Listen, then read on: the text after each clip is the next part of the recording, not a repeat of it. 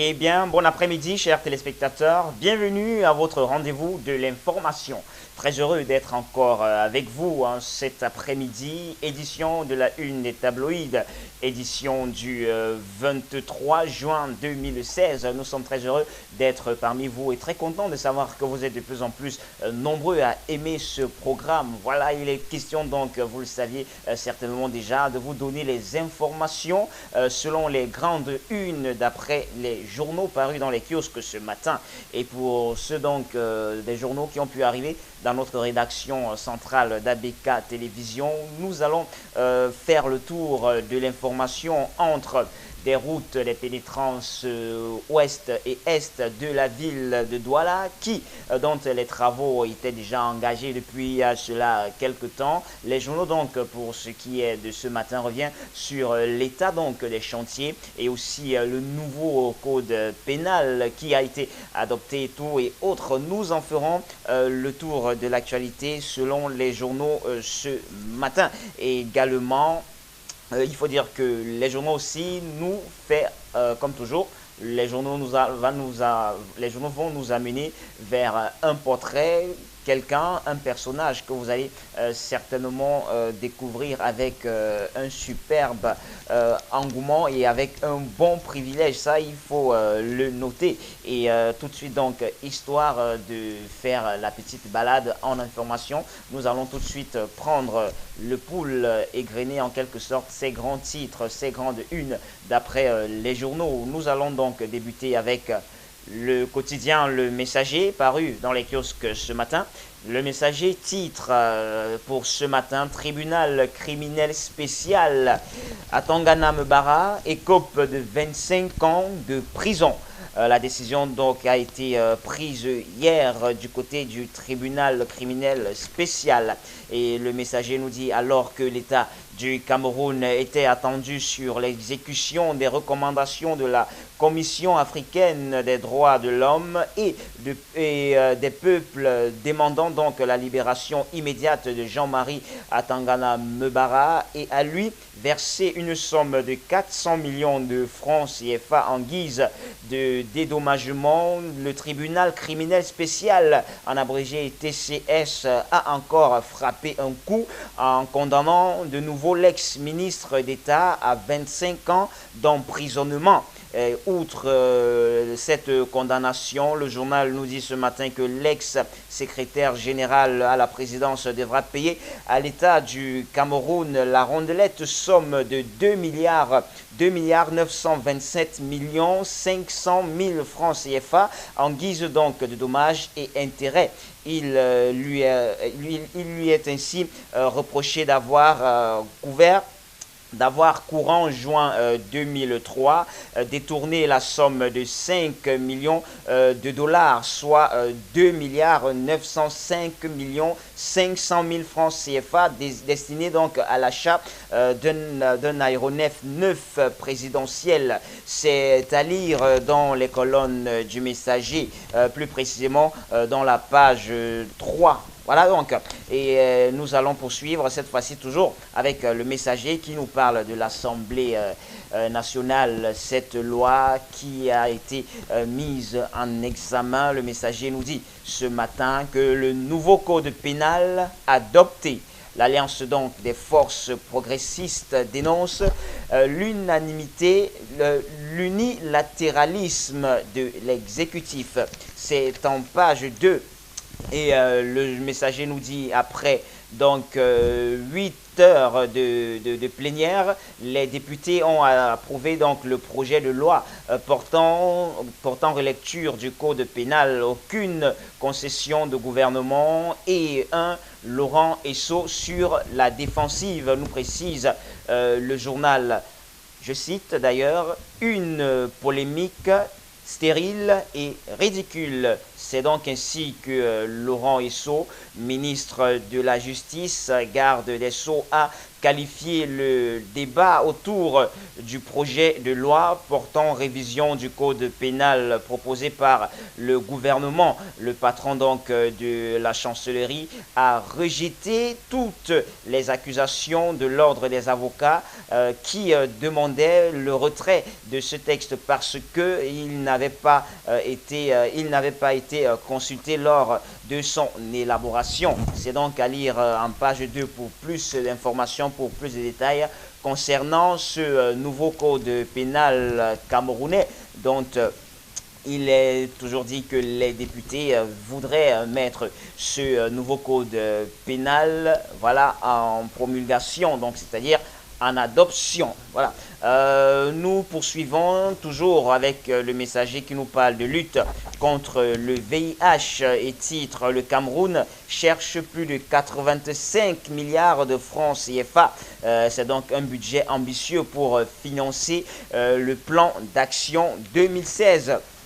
Le journal nous dit qu'un budget ambitieux donc pour financer ce plan d'action 2016 alors même que le pays n'a pas pu mobiliser 72 milliards de francs nécessaires à la lutte contre cette pandémie en 2015. Cette insuffisance donc de fonds fait planer le spectre de la non-atteinte des objectifs. Par ailleurs, accélérer la riposte contre le VIH-Sida et mettre fin à l'épidémie d'ici 2030. L'objectif donc ambitieux 90, 90, 90 en 2030. En 2020, de l'ONU-SIDA a été réaffirmé, c'est-à-dire que d'ici 2020, donc 90% des personnes vivant avec le VIH-SIDA vont connaître leur statut sérologique et 90% des personnes qui connaissent leur statut auront donc accès à un traitement de qualité et 90% des personnes mises au traitement auront droit à une prise en charge virale du traitement. Voilà, presque, le journal nous dit une prise en charge détectable, nous dit le messager ce matin. C'est à lire donc dans la page 5 de votre quotidien paru dans les kiosques ce matin. Et transport urbain, le journal Le Messager s'y intéresse également et titre: les cargos de retour à Douala. L'activité avait été supprimée par le préfet du Vouri. Suspendu donc de la circulation par le préfet du Vouri, Paul Nasri Béa, vers la fin de l'année 2014 suite à de nombreux accidents qui ont endeuillé des familles. Ces véhicules dont le confort laisse à désirer marquent un retour en force dans les artères de la métropole économique. Reportage donc fait par le messager qui va vous faire vivre l'atmosphère qui plane ancien d'Alip. Et également le messager pour ce matin reste en questionnement. La suspension a-t-elle été vraiment levée? Questionnement donc et réponse donc que vous irez dans les colonnes du journal, plus précisément dans la page 6 concernant donc ce problème de transport à l'endroit des cargos dans la ville de Douala. Et à son pied de page donc, le messager pour ce matin, Eric Chindjé Paul Biya est fatigué. L'ancien journaliste donc de la CEATIV réagit sur l'actualité politique au Cameroun.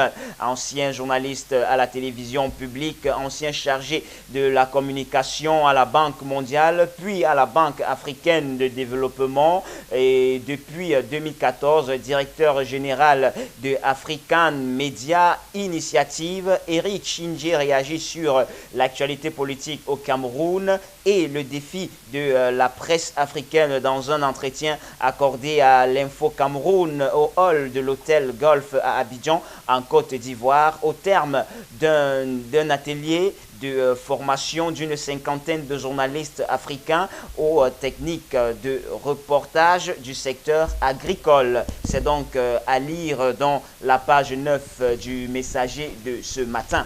Voilà donc qui est pour le messager. Amis homme orchestre, nous allons poursuivre cette fois-ci avec un autre quotidien.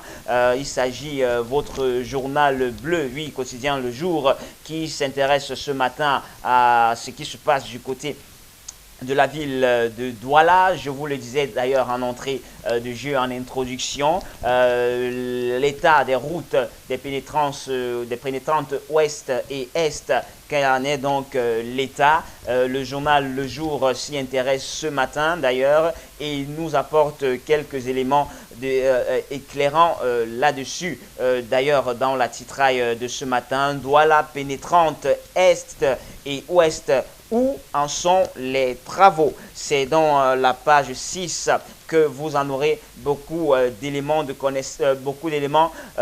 connaissances concernant ce dossier. Le journal Le Jour nous dit ce matin que la phase 1 dite marché de base est déjà achevée et 6 mois donc après, l'on peut toujours se réjouir du respect du calendrier de livraison, selon donc un haut responsable du ministère des Travaux publics qui accompagnait Nganou Ndjoumessi lundi dernier lors de sa descente sur ce chantier. Le taux d'exécution de ce jour affiche 100%, du moins ce qui est de la première phase. C'est donc à lire dans la page 6 du journal Le Jour de ce matin. Et aussi en ce qui concerne la pénétrante ouest, le journal nous dit qu'il faut rattraper le retard.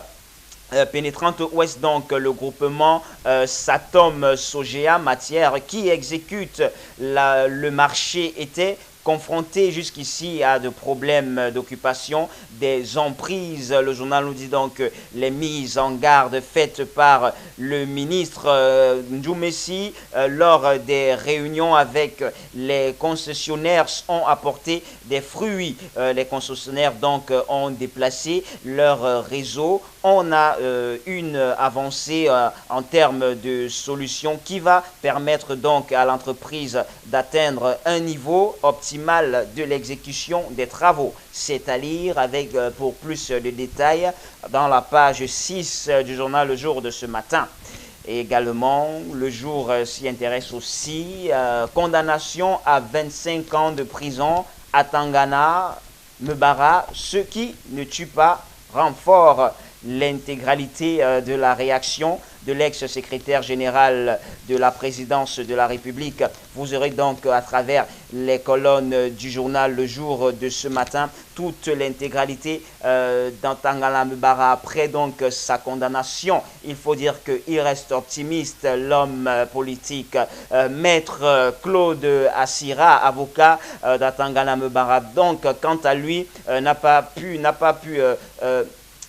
cru devoir plaider une quelconque circonstance atténuante pour son client, nous dit le journal. Le tribunal est allé jusqu'au bout de sa logique. Vous prononcez la condamnation que vous voulez, lâche-t-il. Ce sont donc les propos de l'avocat d'Atangana Mbara. Et après quoi, l'avocat donc est reparti sans toutefois attendre le prononcé du verdict, nous dit le journal Le Jour de ce matin. Et c'est à lire pour plus d'informations, plus de détails dans la page 5 du journal Le Jour de ce matin. Et également, enregistrement. Le journal Le Jour s'intéresse ce matin concernant d'ailleurs les callboxeurs, concernant les entreprises de téléphonie mobile. On le disait encore il y a cela quelques temps avec les fameuses identifications qu'avait lancé cette campagne-là, qu'avaient lancé les différentes structures, les différentes entreprises de télécommunications mobiles. Le journal Le Jour fait donc un zoom concernant la phase, concernant l'atmosphère de ce côté-là au niveau de ces entreprises-là et titre campagne d'identification des abonnés, l'avenir des callbox en question. C'est dans la page 2 et dans la page 3. Le journal nous dit déjà que l'opération en cours est motivée par des exigences de la sécurité et interpelle aussi les distributeurs des produits de télécommunication.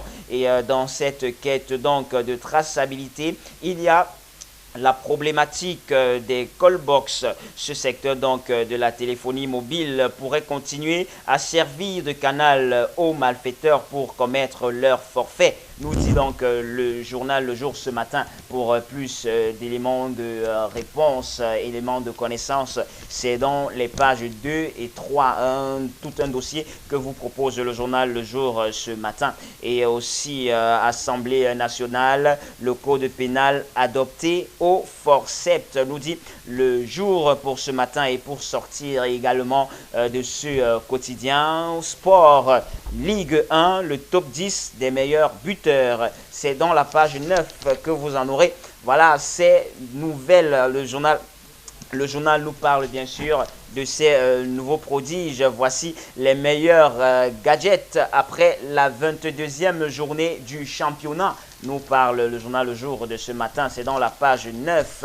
Et pour sortir de notre une des tabloïds de ce matin, édition du 23 juin 2016, nous avons Sa Presse qui est arrivée dans notre rédaction centrale ce matin. Sa Presse qui nous amène dans ses colonnes, qui nous amène du côté de Yaoundé et qui nous parle encore de ce don de monsieur Vincent Bolloré, l'homme d'affaires français qui offre une salle de spectacle de cinéma au gouvernement camerounais, c'est-à-dire dans les colonnes de Sa Presse.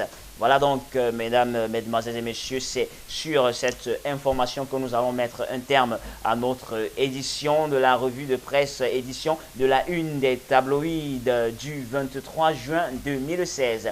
Je vous donne rendez-vous demain avec la même initiative, le même engouement. Et n'oubliez surtout pas que vous pouvez nous suivre en live dans les réseaux sociaux. Sur YouTube, vous tapez émission La Une des Tabloïds. Vous aurez en intégralité toutes les émissions que nous avons déjà pu enregistrer. Même sur Facebook, allez-y et apportez vos contributions, apportez vos avis concernant cette émission. Et n'oubliez surtout pas, acheter un journal, c'est promouvoir la presse. Rendez-vous dans un kiosque, achetez donc un et entrez en connaissance dans les détails de toutes les informations que nous venons de vous donner en grand titre. En attendant, je vais vous laisser avec les programmes alléchants d'ABK Télévision. Moi, je vous donne rendez-vous pour demain et prenez soin de vous.